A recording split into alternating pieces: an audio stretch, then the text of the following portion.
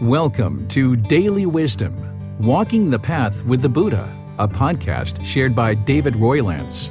This podcast is dedicated to guiding you to completely eliminate the discontent mind and the suffering it causes by attaining enlightenment. Learn and practice the teachings of Gautama Buddha that will guide you to fully attain a peaceful, calm, serene, and content mind with joy. To support this podcast, visit patreon.com/support Buddha or visit buddhadailywisdom.com, where you will discover a full range of courses, retreats, and online learning resources to assist you on the path to enlightenment. Now, here's our teacher to share more.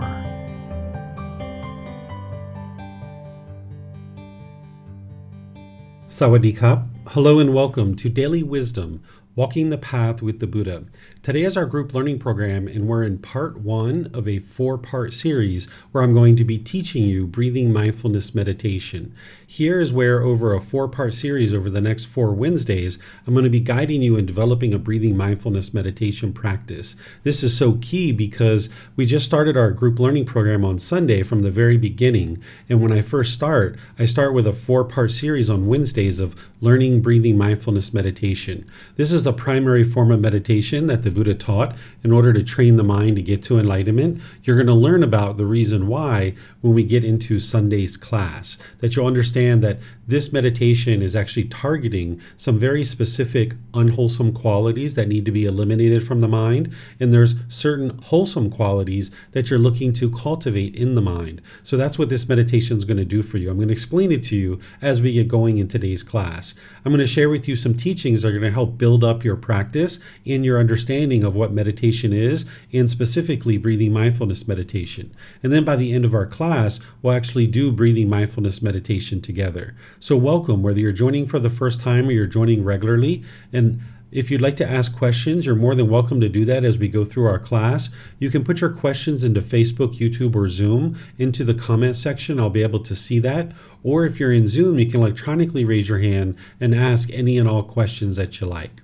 So I'm going to start you off with just some basics about meditation to be able to help you understand some basics about getting started with a meditation practice. First, let's just talk about a definition of meditation so that you'll understand that when I say the word meditation, what am I referring to? Meditation is a technique to actively train the mind during dedicated, independent, purposeful training sessions to eliminate unwholesome qualities of the mind and or cultivate wholesome qualities of the mind in the positions of seated, lying, standing, or walking. So this is really helpful for you so you understand what you're doing in a meditation is that you're actively training the mind. It's a dedicated, active, purposeful training session where you're eliminating certain unwholesome qualities and you're cultivating certain wholesome qualities. And you're doing this in the seated, lying, standing, or walking positions. So you're not just sitting there, thinking about your grocery list or thinking about all the things that you need to do today. You're not ruminating over your problems and trying to sort them out. You're not trying to even cultivate any wisdom or anything like this. What you're doing is you're actively training the mind. And I'm going to show you the different types of meditation that the Buddha teaches and what are the unwholesome qualities that you're eliminating and what are the wholesome qualities that you're cultivating. I'll show this to you here in a moment. But first, I need to share some basics with you. Anytime you're doing meditation in the way that the Buddha taught, you're actively training the mind in an independent, purposeful training session. It's a dedicated session. You're eliminating unwholesome qualities and you're cultivating wholesome qualities. The Buddha taught 4 different positions, which we're going to talk about here in a moment. The seated, lying, standing, and walking positions. So these are the positions that you would do meditation in. One of my teaching techniques is that I explain to you what something is, but then I explain to you what something isn't, because this helps you to understand what something is. What meditation is not, is it's not exercising. It's not walking the dog. It's not gardening or driving. Now, nowadays, some people say, I'm going to go walk the dog and meditate, or I'm going to go for a jog outside and meditate, or I'm going to go to the gym and meditate. You're not actually meditating in these situations. You're walking the dog, or you're gardening, or you're driving, or you're going to the gym, or exercising, or something like this. So while those things could be very beneficial for you, you may be interested in doing those things regularly, it's important that you don't see them as meditation.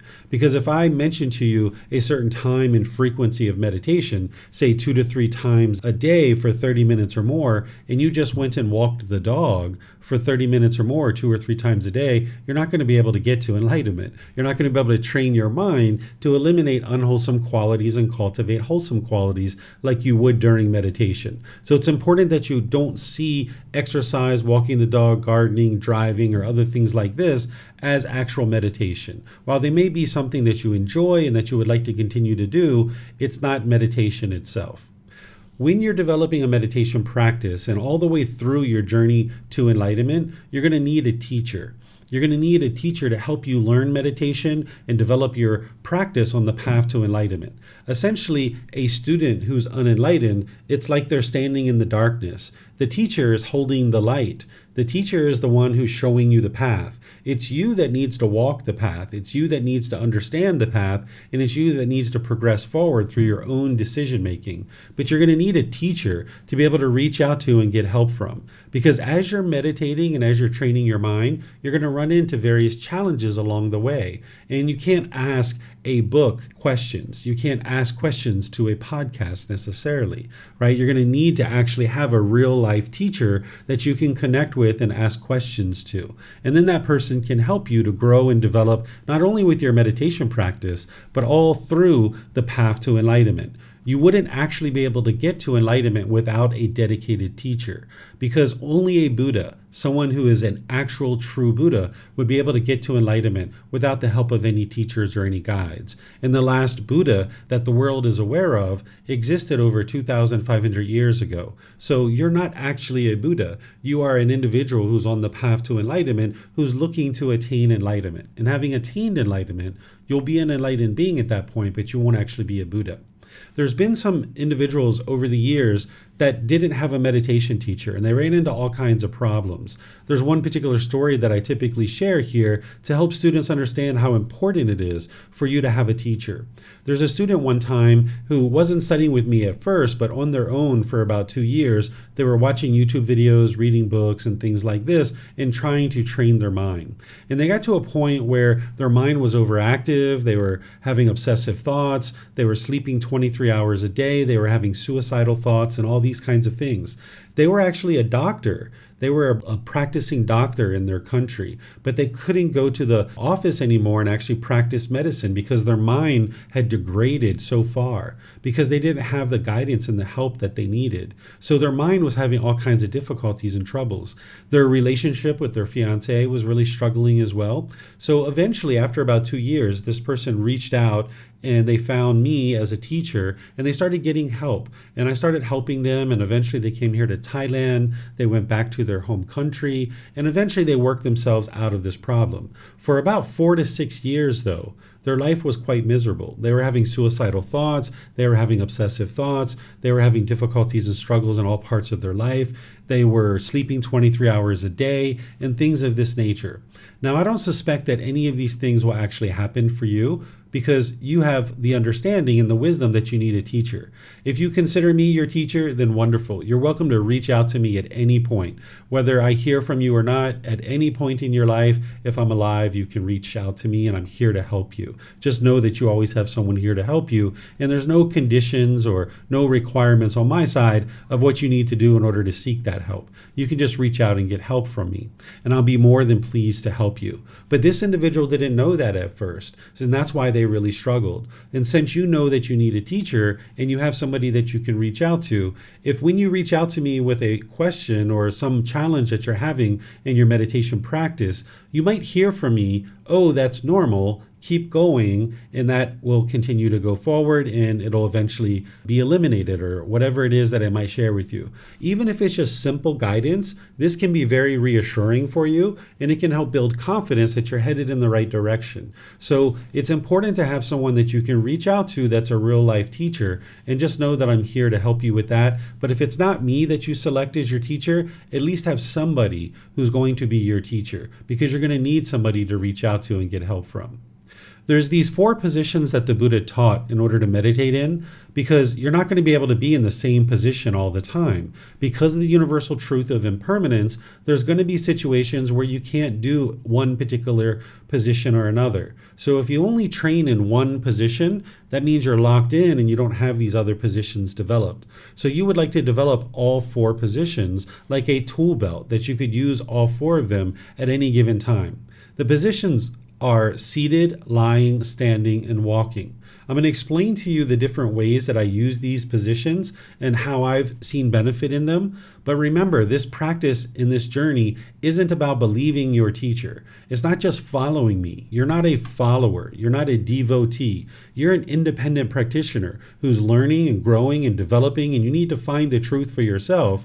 And I'm here as a tour guide, holding the lights and pointing out to you what it is you need to learn and grow and develop in order to get to enlightenment. So I'm going to explain to you what these positions are and how I've used them, but then you're going to need to use them and find out in what situations do they work well for you. So the seated position is a position that you can use either sitting on the floor, sitting in a chair, maybe on a sofa, a bench, a wheelchair, any of these kinds of things. This is kind of like my primary position that I tend to do the vast majority of my meditation in this position. All throughout my life, I've done mostly seated position, but I've used these others very successfully as well. But the seated position is kind of like the position that a lot of people learn in, and this is kind of like the go-to position. If you're on the floor, you might sit with some cushions under your rear, your legs lightly crossed. The Buddha put his right hand over his left with his thumbs together, and he put that into his lap. But this practice isn't about everybody doing it exactly the same way. Some people put their palms on their thighs or on their knees. Some people put their palms up. Some people rest their hands comfortably in their lap. So you find whatever's comfortable for you with your legs and your hands and arms. The upper body should be erect. That keeps the mind attentive and alert during the meditation, and it also helps you to breathe easy in through the nose and out through the nose. So by having the sternum up and the shoulders back, it will actually help you to breathe better. So in this seated position, this is the position that I use in all primary situations. And I typically am meditating on the floor, but there's some situations where I might meditate in a chair. So if you're in a chair or a wheelchair or a sofa or a bench or something like this, you might sit with your feet flat on the floor or lightly crossed at the ankles. And then the same thing with your hands and arms. You can just put them wherever you're comfortable. But there's some times where I actually sit in a chair cross-legged. So you can really sit however you're comfortable. And as I mentioned, this is the primary position that I'll use. But then there's some situations where maybe the body has aches and pains and the seated position isn't best. So then I'll switch to a lying position where you're lying flat on the floor, or I've done this in a hospital bed before, where you're just laying flat and your arms are out to the side and you're just laying on your back. If you've ever done yoga, some people call this resting pose or corpse pose or shavasana or something like this. And in this situation, all the muscles in the body are completely relaxed. And this is why it's helpful if you're noticing any aches and pains in the body. So the seated position and the lying position are done in this way, and these are the reasons why you might do them. But sometimes in the seated or lying position, you might notice that you're falling asleep. If you notice that you're falling asleep during your meditation, you could just get some sleep, or you could switch positions. And that's where the standing and walking positions are really helpful. That if you're standing up, you have a tendency to not fall asleep. So that's how I've used the standing position. I've also used it in situations where I may be waiting at a bus stop and I know that bus isn't coming for 10, 15, 20 minutes. I might get some meditation in there. It might not be one of my primary meditations, my 2 or 3 meditations per day, but it's a meditation kind of like a little touch-up. So I use standing position in those kinds of situations. I've even been waiting at a government office where I'm in a line and it only moves like once every 10, 15, 20 minutes, and I've stood there and done meditation before. So you can use the standing position in these kinds of ways. The walking position, again, is good if your mind is falling asleep and you need help to stay more invigorated and awake.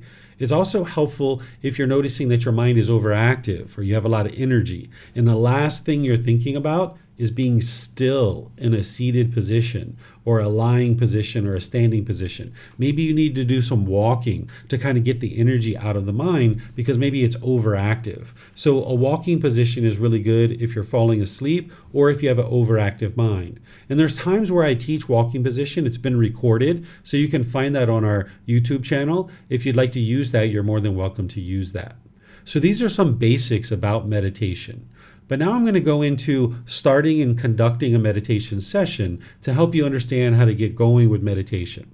One of the first things to understand is that the mind is the boss and the body is the employee, meaning that the mind is basically controlling anything that's going on in the body. But you need to go through the body in order to get to the boss. You can't just go to the boss. So this is why you would like to have the body in a comfortable position. You're not interested in the body being painful because the employee is not going to take you to go see the boss if it's painful.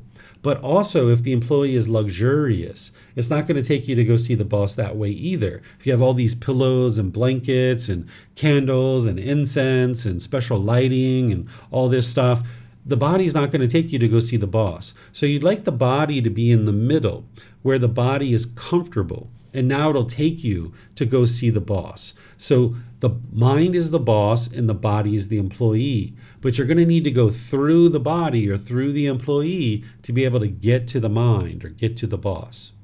When you study the teachings of the Buddha, the original words of the Buddha, and he talks about meditation and how to train the mind in meditation, he will typically say that before you start meditating, set up mindfulness in front of you. These are his actual words. Set up mindfulness in front of you. Well, when you learn through the Eightfold Path what mindfulness is, you'll understand it in much more detail. But for now, you can understand it as awareness of mind. Essentially, what you're doing is you're cultivating the mind to have awareness of the mind. And this is something that you're going to learn as part of the Eightfold Path. Well, what set up mindfulness in front of you before you meditate means is it means to bring some awareness of the mind to the mind before you actually start meditating. So don't just plop down into meditation, but instead bring some awareness to the mind. So you're aware of what's going on in the mind. And that's going to help you get the most benefit out of the meditation. So you might take off your shoes, you might come over to where you normally meditate or some other place, maybe at a park or a temple or something like that. You might have already gone to the bathroom. You might do some chanting to ease the mind into meditation or something along these lines. You'd like to bring some awareness to the mind that you're not just plopping down into meditation. In terms of your time, frequency, and schedule of meditation, it's not possible to meditate at exactly the same time every day. It's just not possible. Because of the universal truth of impermanence, your time of meditation is going to change. There's going to be times where you might meditate at 8 a.m. pretty frequently, perhaps if that's what time you usually meditate, but there's going to be other times when you can't meditate. There's no specific time that you have to meditate. If you've been taught that you have to meditate at 3:30 in the morning every single day, and that's going to be the best way to meditate, well, there's nothing special happening at 3:30 a.m. in the morning that's going to make your meditation any better or any worse than at any other time of day. The Buddha actually meditated 3 times per day. He meditated morning, midday, and evening. He didn't actually have a watch or a timepiece to be able to know exactly what time he meditated. So he didn't meditate at exactly the same time every day. He didn't meditate at 3:30 a.m. every day, so you don't have to meditate at that time every day. But you would like to have these anchor points where you're meditating either morning and evening. Maybe that's kind of like your anchor points where morning and evening you're meditating at some point. And then maybe if you can get a midday meditation in, this would be really helpful for you. If you're going to be meditating in the evening, it's important that you do this before your mind gets sleepy or tired. So if you normally go to bed at 10 p.m., you would like to be probably meditating around 9 or 9:15. But that's not to say you couldn't meditate at 5 or 6 or 7 p.m. because you surely could. But you just wouldn't be interested in meditating at like 9:45 because by the time you get into your meditation, your mind's going to start getting sleepy. You need to have a dedicated, active, purposeful training session. So that's why you'd like to back it up a bit so that you can meditate while your mind's actively able to be trained. So there's no specific time that you need to meditate at. You can't meditate at exactly the same time every day. And also, you don't necessarily need to use an alarm during your meditation. Sometimes people get in the habit of using an alarm. They'll set a time frame. Well, if you set an alarm for yourself, what you're going to notice is that you're going to be in meditation and your mind's going to be thinking, is it time yet? Is it time yet? Is it time yet? Is it time yet? Your mind's going to be doing what we call craving. It's going to be longing, yearning, and you would like to let that go. Or the other thing that might be happening is when you're in meditation with an alarm, you might be deep in meditation getting all kinds of benefit and the alarm goes off. So it's best when you don't need to not use an alarm, because that way, whatever amount of time you need to meditate, you just meditate. And then when you're done, you're done. You would like to work up to the point where you're meditating for 30 minutes or more. That's about the time that you would like to meditate. Now, not using an alarm is something that you might do kind of as a standard practice, but there's probably going to be some situations where you need to use an alarm. Maybe you're on your way to work and you only have 15 or 20 minutes to meditate and you need to set your alarm. So go ahead and do that in those situations. But where you don't need an alarm, it's best to not use one. So maybe on the weekends or in the evenings, you don't need an alarm, just choose not to use one. So you'd like to understand to meditate 2 or 3 times a day for 30 minutes or more. And you don't have to have a fixed, rigid schedule because things are going to change. There were times where I was meditating, thinking that I was going to be meditating and I was alone at home and all these kinds of things. And next thing I know, my son walks into the room and says, "Dad, I need you to take me to school." And I said, "Oh yeah, really? I thought your mom was going to take you to school." He said, "Yeah, me too, but mom isn't here. She's gone. I need you to take me to school." So I had to get up from my meditation and go take him to school. And I'd only been meditating for about 3 minutes at that point. So there's going to be things like this that change. And you're not going to have a fixed, rigid schedule. And if you hold on to your meditation very tightly, when your son walks in or something else happens like that, you'll be frustrated or agitated. So you can just let go of the meditation. I went and took my son to school and then I just came home and meditated afterwards. So this is some guidance for you on time, frequency, and schedule of meditation. During your meditation, as you heard, you might get sleepy sometimes. You might notice the mind has a tendency to fall asleep, especially in your first 3 to 6 months of meditating, because there's a good chance that your mind hasn't been sleeping well and you haven't been getting very good quality sleep. So now when you start training your mind with meditation, it's going to start performing more optimally, and you might notice more and more of a tendency to sleep. Eventually you'll get over this and your mind will be more invigorated and more peaceful and have more energy and more ambition. But initially you might notice some sleepiness in the mind for the first 3 to 6 months. You're just going to need to get over the hump until you can eventually get to the point where your mind is better trained. So if you notice that there's sleepiness during the meditation, you could switch positions, like I mentioned. You could switch to a standing or a walking position, or you could just get some sleep. Go ahead and get some sleep, take a nap, and then when you wake up, then do some meditation afterwards. This is completely fine.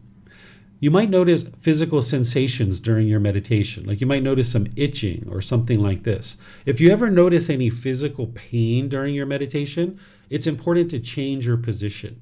The pain in the mind, that's the way that the body tells the mind that, hey, something's wrong. You need to address this. So if your knee is hurting or your hip is hurting or something like this, there's no certificates given out for breathing through the pain. This isn't the way to actually meditate. The Buddha showed us through his life story that causing physical pain to the body isn't going to help you get to enlightenment. So if you notice any physical pain, you would like to adjust your position within meditation or just change to another position. This is completely fine. You can be interchanging these positions at different times. You don't need to take a certain pose and stick with it the entire meditation. So if you notice any physical pain, it's best to shift within that position or just switch to another position. If you're noticing itching or something like this during your meditation, like physical sensations, if you can, just ignore it. Stay focused on the breath, and when the mind moves off the breath, cut that off, let it go, and bring the mind back to the breath. But if you have to itch it, just go ahead and itch it. That's what you need to do. Just go ahead and itch it. But let's just say you went 3 or 5 seconds without itching it. Well, next time, try to go 8 or 10 or 12 seconds. And then next time, try to go 15 or 20 or 30 seconds. And eventually get to the point where you can live through the whole life cycle of this itch, where it arises, it changes, and it fades away. And the mind is not disturbed by any kind of physical sensations like that. Understanding that if there's any physical pain, that you would change your position. Then you might notice visual stimulation during your meditation. Visual stimulation is things like colors or images or bright lights or things like this that you might notice during your meditation. Sometimes people have reached out to me and said, David, I saw some green colors during my meditation. Does that mean I'm going to get rich? Or I saw the color purple. Does this mean my boyfriend or girlfriend's going to come back to me? That's not what any of this means. I'm going to explain to you what this means. If you're experiencing colors or visual stimulation during your meditation, you're not a special person. There isn't anything that this is forecasting. It's not a psychic experience or fortune telling or anything like this. I'll explain to you what's happening so that you'll understand. When you're training the mind, this is something that you're doing in order to eliminate certain pollution out of the mind. Then there's something called the brain. The brain is the physical organ. The mind is non-physical. And when you're training the mind, this non-physical thing, it's affecting the brain. Because these are two different things, but it's actually affecting each other. When you make changes to the mind, it's going to affect the brain. And when you make changes to the brain, it's going to affect the mind. So these things being two different things, they are connected and they do influence each other. So when you're making changes to the mind, there's these physical changes that are happening in the brain. The physical structures of the brain are changing. And sight happens inside the brain. Your eye is just a lens. It just draws in light. The actual sight is happening inside the brain. So this is why with your eyes closed, you can still actually see things. So when you're changing the mind and you're improving the mind through meditation, this is going to change the physical structures of the brain. You might actually even hear this sometimes. I heard these when I was training my mind. It was like, I used to walk around with a lot of pressure in my skull, but after training the mind, all that pressure is gone. I used to get really bad headaches, like migraines and things like this. I don't get any of those things anymore because the mind has been trained, the physical structures of the brain have been adjusted and changed. And yes, there was colors and images and different things that I saw, but that was just from the brain changing. As the brain made all of its changes, it was able to then stabilize. And now I don't have any of those kinds of things going on. So as you work your way through these physical changes of the brain, you'll notice that there won't be any visual stimulation anymore. So if you're noticing these things, it's not anything special. It's just that the physical structures of the brain are changing. Sometimes people ask me questions about meditating with external stimulus, things like incense or music or beads or blankets or things like this, or any kind of scent in the air, a special candle or things like this, or maybe a phone app or something along those lines. This is all things that you would like to strip out of your meditation if you can. Gradually, slowly but surely, you can strip these things out of your meditation. If you're doing those things now, then okay. But the mind is going to get attached to those things and it's going to hold on to those things. And now when you're out in some campground or some forest and you'd like to sit down at a park or something like this and meditate, you can't do that because you don't have your special candle, or you don't have your phone app with you, or you don't have your special incense or something like this. So you would like to create a meditation practice where you can meditate anywhere, anytime. And by doing that, you'll be able to more fully develop your mind, because there's going to be situations where you don't have those things with you. So if you're attached to those things and you can only meditate with those things, then that means you can't meditate anywhere, anytime. There's only 3 things that you actually need to meditate: the body, the mind, and the breath. These are the only 3 things that you actually need in order to meditate: the body, the mind, and the breath. And if you can meditate with these three things and get your practice to that point, you can meditate anywhere, anytime, because you're always going to have the body, the mind, and the breath with you. So if you're currently meditating with any of these external stimulus, any of these things in your practice, you can let these go. You can train your mind to gradually shave those away. So if you're using music now, for example, maybe do one session with music and one session without. One session with music, one session without. One session with music, one session without. Do that for like a week or so. Then do one session with it, 2 or 3 without. One session with it, 2 or 3 without. And then gradually expand that. One session with it, 3, 4, 5, 6 without it. And eventually you'll slowly purge this where you won't need this in your meditation, because you need to train your mind to let go. And as long as you're holding on to the music or the phone app or the candle, your mind hasn't let go. So your mind doesn't like change. This is something you're going to learn about on Sunday. It doesn't like these changes. So if you can do these small incremental changes like this is going to help your mind to adjust to any kind of changes that you're making to your meditation practice. So these are some things to keep in mind as you're developing your meditation practice. Let me pause here and see if you guys have any questions on anything I've shared so far. You can put this into Facebook, YouTube, or Zoom, or you can raise your hand in Zoom and ask any questions that you like. Okay, it looks like Yusuf has a question here. Is it beneficial to do loving kindness meditation whenever I sense the love is thriving inside the mind? Or should I stick with only 3 times a day? Would it be better maybe if I did it like 7 times? If you're doing meditation that frequently, you're not going to have time for all the other aspects of your life. So 3 times a day is really the most amount of meditation that you would need in terms of, solid meditations. If you're doing a little 5-minute here, a little couple minutes here and there, you could do those, and you may not think of those as actual meditation, but you're doing these little touch-ups. We're not talking about loving kindness meditation today, but I can answer your question for you. We're focusing on breathing mindfulness meditation, but you can do loving kindness meditation anytime you like.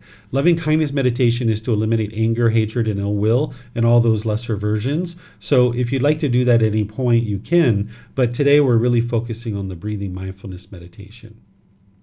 Okay, let me see if we have any questions here on Facebook. Okay, I'm not seeing any questions anywhere else. So I'm going to move on to some additional content here to help you guys understand further. So these are the words of the Buddha about the 4 types of meditation that he actually did.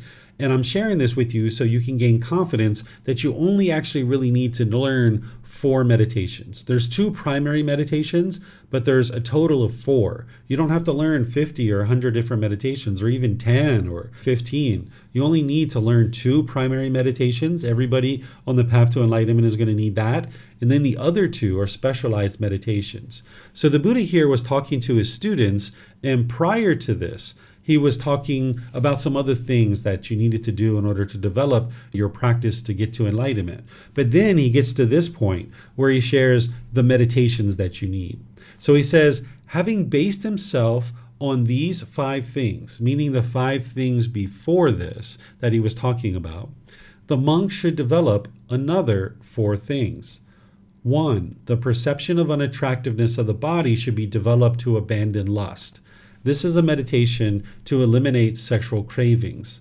Then there's 2, loving kindness should be developed to abandon ill will. This is a meditation to eliminate anger, hatred, and ill will, and all those lesser versions like frustration, agitation, annoyance, even the slightest dislike. You can even eliminate your negative self-talk within your own mind. Then 3, mindfulness of breathing or breathing mindfulness meditation should be developed to cut off thoughts. That's what we're talking about today. The Buddha teaches you to cut off the thoughts because this is training your mind to let go. And we're going to talk about this a bit more. Number 4, the perception of impermanence should be developed to eradicate the conceit, I am. When one perceives impermanence, the perception of non-self is stabilized. One who perceives non-self eradicates the conceit, I am, which is nibbana or enlightenment in this very life. So here you can see very clearly in his own words that he's talking about 4 specific meditations. And I'll have these for you here on the next visual aid, where you can see the actual meditations and what you're eliminating and what you're actually cultivating in the mind. So with breathing mindfulness meditation, we're eliminating craving, desire, attachment. This is an unwholesome root in the mind. This is an unwholesome quality that is actually causing the mind to experience anger, sadness, frustration, irritation, annoyance, guilt, shame, fear, stress, anxiety, loneliness, boredom, shyness, resentment, jealousy. All these feelings and others are being caused by exactly the same thing, which is craving, desire, attachment. So breathing mindfulness meditation is helping you to eliminate the underlying cause of these discontent feelings so that you can get to a point where the mind's peaceful, calm, serene, and content with joy permanently. That's the enlightened mental state. And then the wholesome qualities that you're cultivating is mindfulness or awareness of mind. You're going to need that in order to purify the mind. You're going to need to have this awareness of the mind. More specifically, you're going to learn about the 4 foundations of mindfulness, but that's something that's going to come a bit later. But that's what we're talking about with this mindfulness, is this is what's going to guard your mind so that you can be aware of any emotions or thoughts or feelings that are going on in the mind. And then you're also developing concentration or singleness of mind because you're focused on the breath. And whenever the mind moves off the breath, you're cutting that off, letting it go, and bringing the mind back to the breath. These other 3 types of meditations, I'm going to describe those to you at other times when I'm helping to guide you in these meditations. But for now, since we're focused on breathing mindfulness meditation, I'm just going to focus on that for today. Here's some more words from the Buddha on breathing mindfulness meditation and meditation in general. This first one, he says, "A pot without a stand is easy to tip over." A pot without a stand is easy to tip over. Okay, so here the pot is the mind and the stand is your meditation practice. So essentially what he's saying is a mind without a meditation practice is easy to become discontent. A mind without a meditation practice is easy to become angry, easy to become frustrated or agitated or annoyed. So right now, depending on what your practice is like, you might have like a little dowel rod there and your pot is kind of teeter-tottering. But the more you meditate and you develop your practice, this pot is going to be more and more stable because your stand is going to get wider and wider and wider and wider. So a pot without a stand is easy to tip over. But a pot with a really strong, stable stand is very difficult to tip over. So by the time you get to enlightenment, your mind's not going to become discontent at all. And your meditation practice is part of what's helping you to be able to get there. You're going to need to learn more than just meditation, but meditation is very important to help you to be able to get to enlightenment. Here's some more words from the Buddha about breathing mindfulness meditation. He says, "Monks, there is one thing that, when developed and cultivated, leads exclusively to liberation, to freedom from strong feelings, to elimination, to peace, to direct knowledge, experience, to enlightenment, to nibbana. What is that one thing? Mindfulness of breathing, breathing mindfulness meditation. This is that one thing that, when developed and cultivated, leads exclusively to liberation, to freedom from strong feelings, to elimination, to peace, to direct knowledge, experience, to enlightenment, to nibbana." So here the Buddha is saying that this meditation of breathing mindfulness meditation, it has one goal. It has one outcome. It is to eliminate these strong feelings, to get to this liberation or this freedom of mind. It's to develop and cultivate the mind. It's to get to this peace and this joy that is the enlightened mind. That's the goal of this meditation. So he's not saying you only need one thing to get to enlightenment. Otherwise, he would have just taught meditation and that's it. But he taught many, many more things because you're going to need many more things to get to enlightenment. Essentially, what he's saying here is it's kind of like this. Your car, it leads to one thing. That is transportation. Your car, it leads to one thing, it's transportation. But of course, you're going to need more than one thing to sustain your life. You need more than just your car. You need plenty of other things in your life in order to sustain your life. So here, he's sharing that this meditation leads to one outcome or one benefit, and that is enlightenment itself. So this meditation is a real priority. Among all the other things that you're going to need to learn and grow and develop in, meditation is very important. But you wouldn't be able to meditate your way to enlightenment. You're going to need other things besides meditation. But you also wouldn't be able to get to enlightenment without meditation either. So that's why we're focusing on meditation here at the very beginning. Now, in terms of breathing mindfulness meditation, I'm going to be guiding you in a session here shortly. I'm going to share with you what you're going to be doing, but as I'm actually guiding you in the meditation session, I'm going to be giving you instruction of how to actually meditate. But here it is kind of in written form so you'll understand. What you're going to be doing is you're going to be establishing the breath, breathing in and out through the nose, focusing on the sound of the breath, either the sound coming in through the nose or the sensation of air moving over the skin into the nose. So you'd like to focus the mind on that breath. That's like your post or your pillar that you're focusing the mind on. Then, as thoughts arise and the mind moves off the breath, you would like to cut that off and let it go. Like the Buddha was saying in that earlier discourse, to cut off and let go of your thoughts. So you would like to cut them off and let them go and bring the mind back to the breath. This is training your mind to let go, to let go, to let go. Because this craving, desire, attachment, this longing, yearning that is causing the mind to experience these discontent feelings like anger, sadness, frustration, and others, that's the mind holding on. It doesn't want to let go. So if 2 or 3 times a day, you're training your mind to let go, let go, let go, let go. In your meditation, you might have to do that 10, 20, 30 times to train your mind to let go, let go, let go, and come back to the breath. Now in day-to-day life, your mind can let go.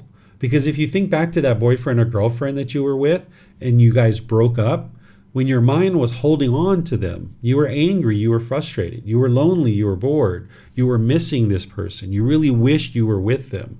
But at some point, your mind let go. And then you regained your peace and your joy. So your mind has difficulties in the unenlightened state to let go. So that's what you're doing with this meditation is you're training your mind to let go so that now in day-to-day life, when you're noticing the anger starting to arise, you can let it go. When you're noticing the jealousy arise, you can let it go.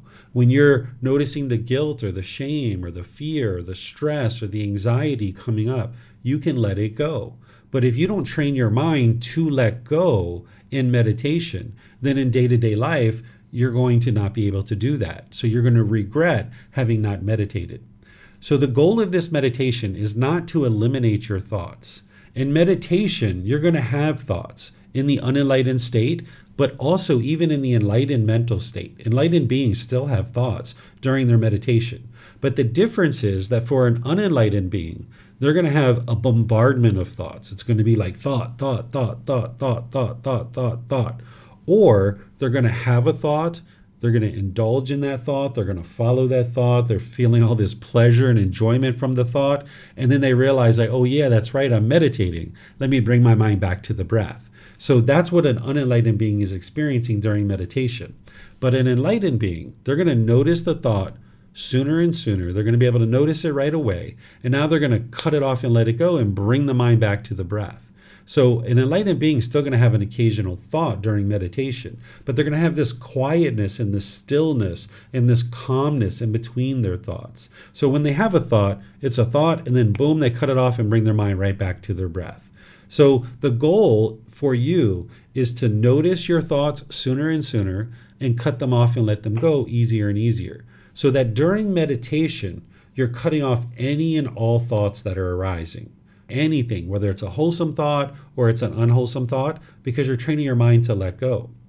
But then in day-to-day life, it's only when an unwholesome thought is coming up in the mind that you cut it off and let it go. Because you're building the qualities during meditation to have mindfulness and concentration and the ability to easily let go.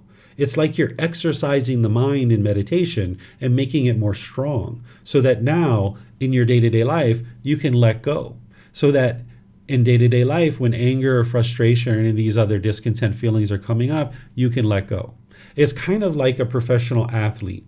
If I was a pole vaulter and I went into the gym, I'd probably be doing cardiovascular training, weight training, agility training, and all kinds of other training. But then when I went and did my sport, it's going to look very different than what it does when I'm in the gym. When I'm in the gym, it's going to look one way, but when I'm outside doing my sport, it looks completely different. So it's the same thing with your meditation, that your meditation is going to look one way. You're cutting off everything and anything that's coming up because you're trying to build that ability to notice your thoughts sooner and sooner and cut them off easier and easier.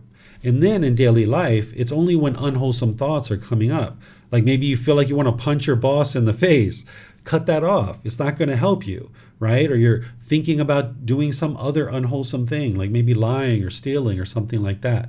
But if you have the thought that you'd like to take your mom out to dinner or take her out to lunch or breakfast, no need to cut that off in daily life. If you're in meditation, just cut it off because you're training your mind to let go.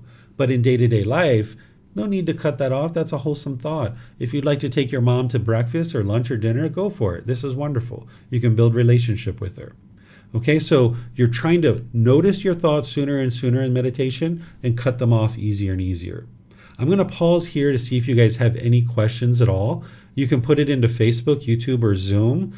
And then after we do the questions, I'm going to then go forward with guiding you in a breathing mindfulness meditation session.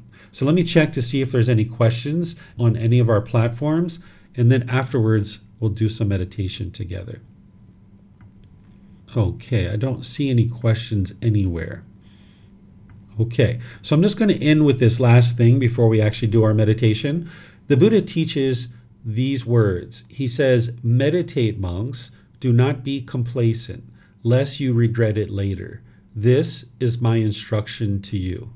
Essentially what he's saying is that when your mind's angry and frustrated and agitated, you're going to regret having not meditated. So don't be complacent, right?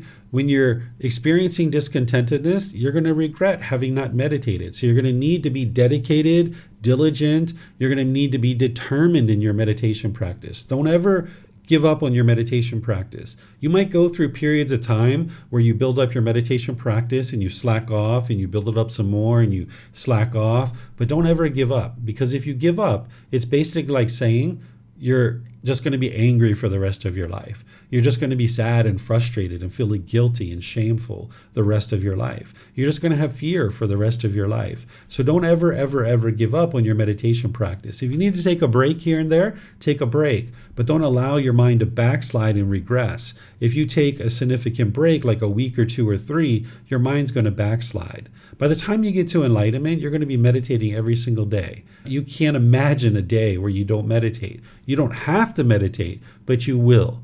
Your mind will be in that permanent mental state, but you'll just always be meditating. And it won't feel like a chore. It's something that you'll actually enjoy doing every day. So you can build up your practice slowly but surely. You're not in a race or a competition with anybody. It can take you sometimes 6 months, a year, or even 2 years to build up to 2 or 3 meditation sessions a day for 30 minutes or more. So you're not in a competition and you're not in a race. So just take your time. Don't put pressure on yourself. Don't force yourself, but also don't be complacent. You need to be in the middle where you're not dull and lethargic and complacent, but you're also not forcing yourself and pressuring yourself. You need to be in the middle and just gradually build up this practice. So if you'd like to join for meditation, I'm going to guide you in a meditation session. You can take whatever position you like, either seated, lying, or standing. Walking doesn't usually work out so well with online learning, although I do have some videos that will help you learn that, but it's probably better you do that outside of the class. So if you'd like to take a position seated, this is where most people will start. You can either sit on the floor or sit in a chair or a sofa or a couch or a bench or a wheelchair or something like this. And I've already given you guidance about how to sit, where you're on the floor with your legs lightly crossed, or maybe you're in a chair, and then you can just put your hands wherever you're comfortable. With your upper body erect, this will keep your mind attentive and alert. So I'm going to ease us into meditation with some chanting. And if you'd like to see these chants, you can see them from our website, but I'm actually going to be teaching these in about maybe 6 or 8 weeks from now. So I'm going to ease us into meditation with some chanting, and then I'm going to come in with some guidance to guide you during the meditation. อะระหังสัมมาสัมพุทโธภะคะวาพุทธังมหาควันหังอภิวาเทมิ สวากขาโตมหาเควตาธัมโมธัมมังนามัสสามิสุปฏิปันโนมหาเควโตสาวกสังโฆสังฆังนามามิ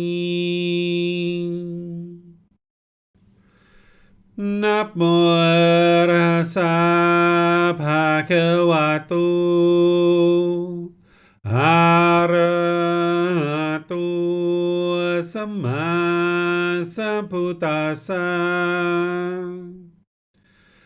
นะโมตัสสะภะคะวะโตอะระหะโตสัมมาสัมพุทธัสสะนะโมตัสสะภะคะวะโตอะระหะโตสัมมาสัมพุทธัสสะอิติปิโสมะคะวะอะระหังสัมมาสัมพุทโธวิชาจารณังสัมมุโนสกขาโตโรกาวิตุอนุเตโรปุริสาดามมาสติสัตตาตาวามนุสนังพุทโธภะคะวะติ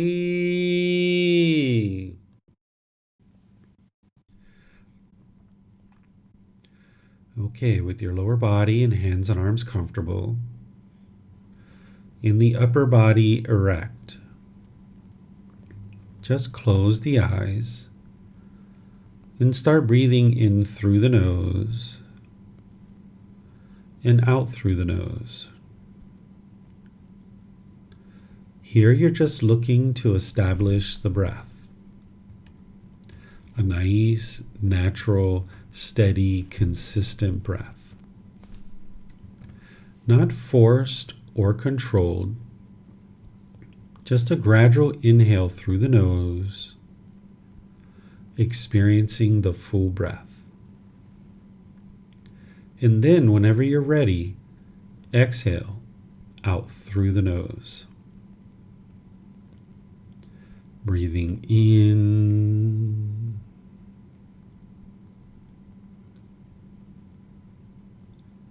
and out.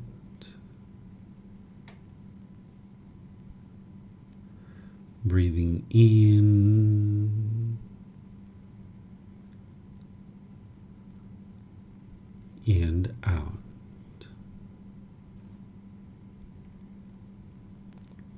Your breath may not match up with the guidance that I'm providing, and that's okay. This is your practice. I'm just here for guidance. You can use this voice as a reminder that whenever you get to the next inhale, breathing gradually through the nose, developing a nice, natural, steady, consistent breath. And then, whenever you're ready, exhale out through the nose, experiencing the full breath. Breathing in and out. Breathing in and out.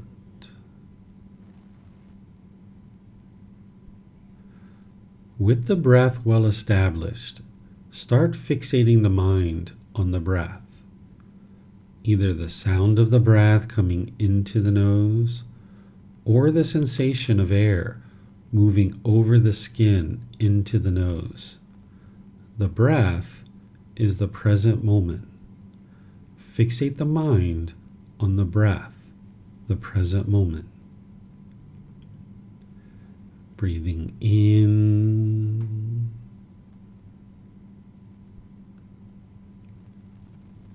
and out.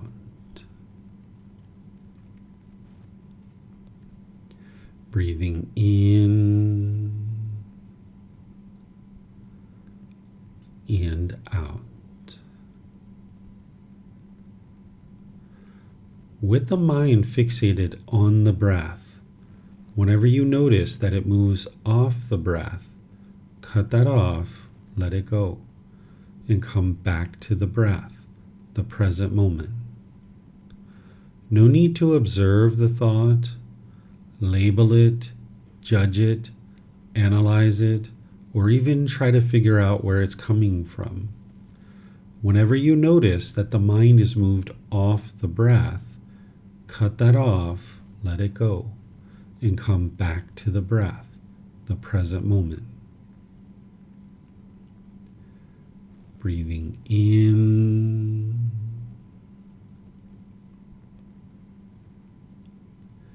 and out.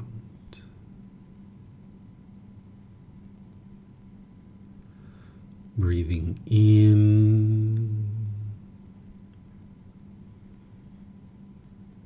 and out.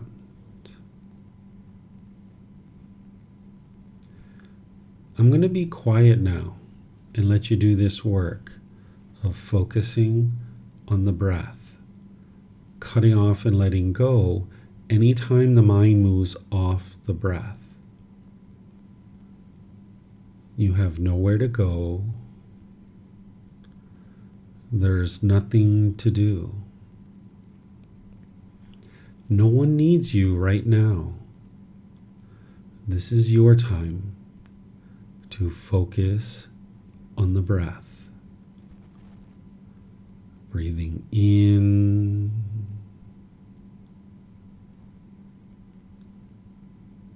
and out.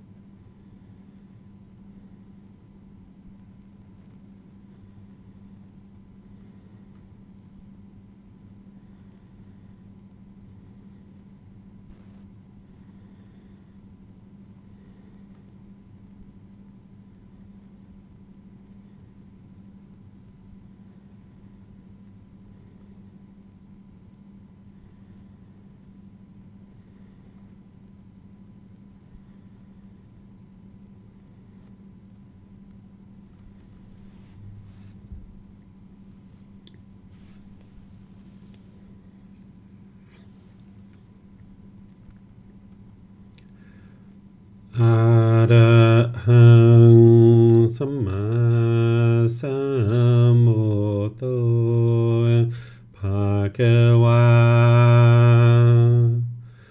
Bhutang Bhagavanang Abhivateyami Savakhato Bhagavata Dhammo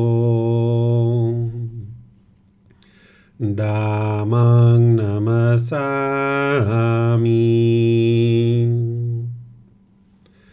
Supatipano Bhagavato Savaka Sangho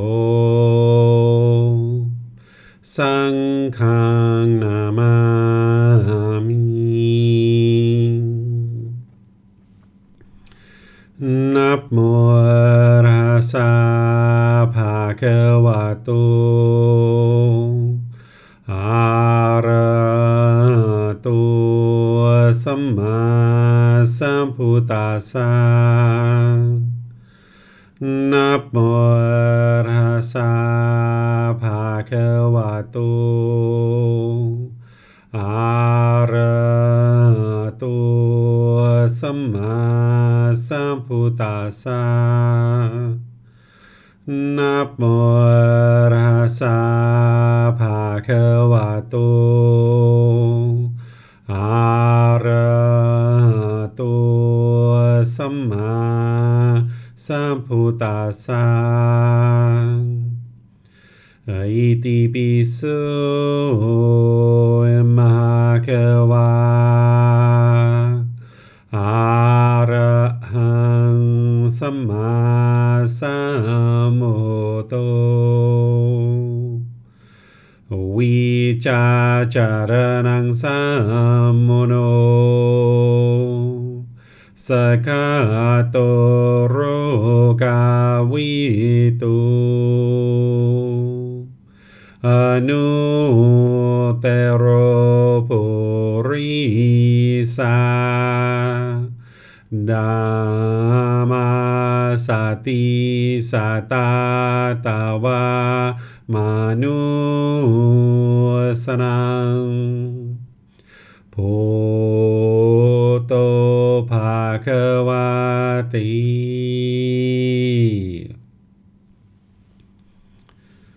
Okay, if you guys would like to slowly make your way out of meditation. Okay. What I'm going to do is just open up to any final questions that you guys might have, whether you're on Facebook, YouTube, or Zoom. See if there's any questions that you guys might like to ask before we end class. You can put those into the comment section of Facebook, YouTube, or Zoom, or you can raise your hand electronically in Zoom and ask any questions that you like. Okay, I'm not seeing any questions anywhere. So what I'm going to do is just thank you all for joining for today's class, whether you're joining live or you're listening to this on the replay. Thank you all for joining for today's class and being interested to learn the teachings of the Buddha.